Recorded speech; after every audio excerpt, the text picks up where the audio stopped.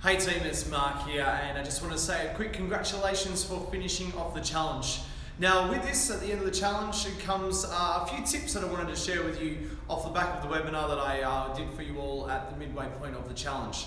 And we've got 3 key tips to really help you make sure that what you've created over the 8 weeks of the challenge, whether you've done it 100% or a little bit here and there, whatever results you have, you can sustain them moving forward throughout your life. So tip number 1 is pick 1 to 3 key changes in your lifestyle that you weren't doing before the challenge that you're going to continue doing from now on. And the way to make sure you're going to keep those in your lifestyle now is, number 1, you're going to write them down.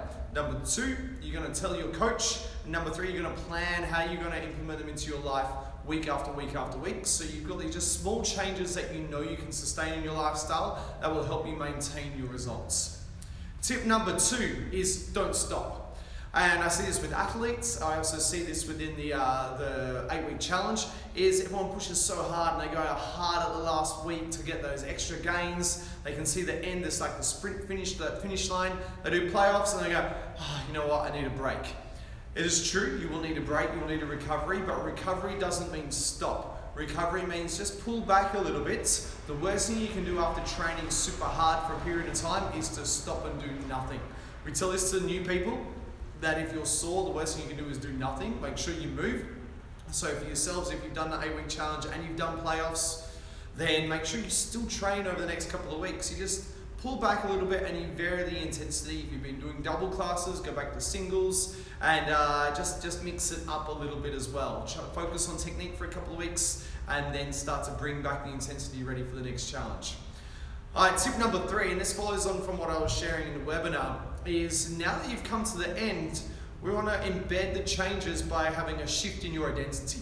All your beliefs, everything you believe about you will be reflected in how you present yourself.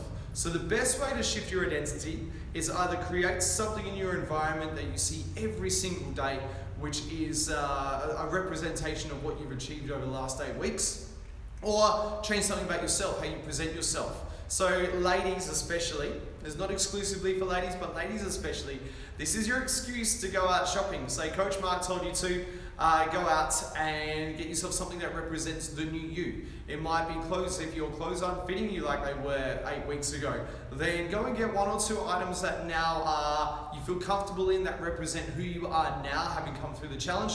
Maybe it's a haircut, it could be all sorts of things. To give you an example, I have this band that some of you may or may not have noticed. It was given to me by a friend I was staying with in America for World's Toughest Mudder 3 years ago, and I've worn this every day for the last 3 years. Now it goes in the shower with me as well, so it stays nice and clean.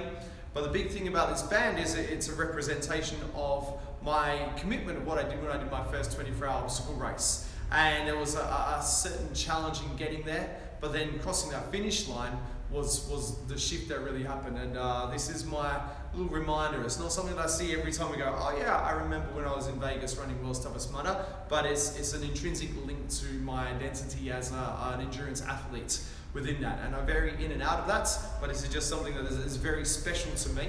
And I want you guys to go and find out what's your thing that you can keep that's going to be the next level for you to move forwards from. So with that, congratulations again. If you're doing playoffs tomorrow, all the best. However you turn up, it all comes together on the day. That's all you need to know for tomorrow. I will see you at playoffs cheering you along. If you have any questions or you want to share any thoughts or ideas, please post them below this video or let us know. Have a good afternoon, enjoy your weekend, and we'll see you at the wrap up.